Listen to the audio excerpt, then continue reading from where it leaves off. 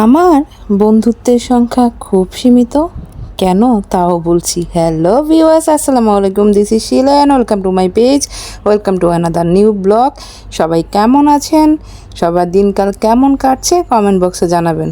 তো এটা কি বানাচ্ছি, এটা উত্তরবঙ্গের একটা বিখ্যাত পাটনা বলে এটাকে, হ্যাঁ আমি যদি ভুল না করি। এটা আমি অনেক দিন যাবত ইউজ করছি, বেশ কয়েকটা ভেঙেছি। তো এটা দিয়ে করি, কিন্তু এটা অ্যাকচুয়ালি এটার সাথে না, এটার সাথে কাঠের পাওয়া যায় যেটা ভেঙে গেছে, তারপর আমি স্টিলেরটা নিয়ে আসছি। কিন্তু এটা ভালো না আসলে, এটা দিয়ে এটার সাথে খুব একটা ভালো করে করা যায় না, অনেক জোরে জোরে চাপ দিয়ে তারপরে ভর্তা বানাতে হয়। কিন্তু এটাতে বেশ ভালো ভর্তা ম্যাশ হয়, খুব সুন্দর ম্যাশ হয়ে যায়। তো আমি কুকারে আলু সিদ্ধ করে নিয়েছি, এখন আলু ভর্তা করে নিচ্ছি। গরমের মধ্যে আসলে কি দিয়ে ভাত খেলে ভালো লাগবে আমার আসলে জানা নাই, তো আমার কাছে মনে হয় যে কোনো ভর্তা দিয়ে ভাত খেতেই হয়তো সবচেয়ে বেশি ভালো লাগে। আর এভাবে আলুগুলো ছিলে নিলে আর গরম আলু ছেলার প্রবলেমটা থাকে না। আপনারা কে কে এভাবে এটার মধ্যে ভর্তা বানান আমাকে কিন্তু কমেন্ট করে জানাবেন। আজকের ভিডিওটা যারা ফেসবুক পেজ থেকে দেখছেন প্লিজ পেজটা ফলো করে দিয়ে ভিডিওতে লাইক করে দিতে পারেন, আর যারা ইউটিউব চ্যানেল থেকে আছেন চ্যানেলটা সাবস্ক্রাইব করে দিয়ে বেল বাটনে প্রেস করতে একেবারেই ভুলবেন না। তো ভর্তা করার সময় মনে হলো যেন একটু সাদা সাদা দেখা যাচ্ছে, তারপর আমি আবার একটু মরিচের গুঁড়ো আর আরেকটু সরিষার তেল দিয়ে ভর্তাটাকে মেখে নিলাম। যে কোনো ভর্তা যে কোনো পাটায় করি আর বাটনায় করি না কেন, দিন শেষে হাত যদি না লাগাই মনে হয় যেন ভর্তার ফিলই আসে না। ভর্তা আসলে হাত না লাগালেই ভর্তার স্বাদ কয়েক গুণ বেড়ে যায়। তো একটু হাত দিয়েও মাখামাখি করে তারপরে ভর্তাটাকে তুলে নিলাম।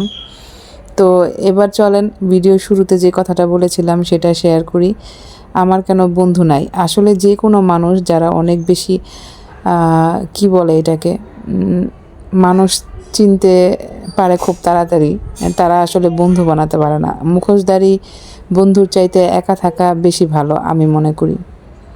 এটা কচুরমুখী, যেটা ভর্তা খেতেই আমার কাছে বেশি ভালো লাগে, এটাও আমি বাটনায় ভর্তা করে নিব। আর এইদিকে বড় মাছের মাথা, বিশাল বড় সাইজের মাথা দিয়ে আমি মুগ ডাল রান্না করব।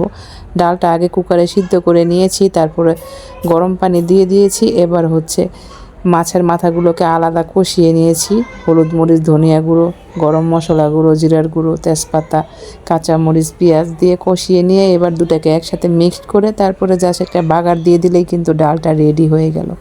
এভাবে কে কে মুগ ডাল খান আমাকে কমেন্ট করে জানাবেন। যে কথাটা বলছিলাম, আসলে যারা সহজে কাউকে বিশ্বাস করতে পারে না তারাও কিন্তু বন্ধু বানাতে পারে না।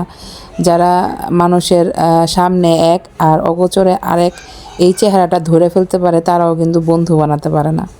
আমার কাছে মনে হয় মুখোশধারী বন্ধুর চাইতে একা বাস করা অনেক ভালো, একা চলাফেরা করা ভালো, নিজের সাথে নিজের সময় কাটানোটা বেশি ভালো।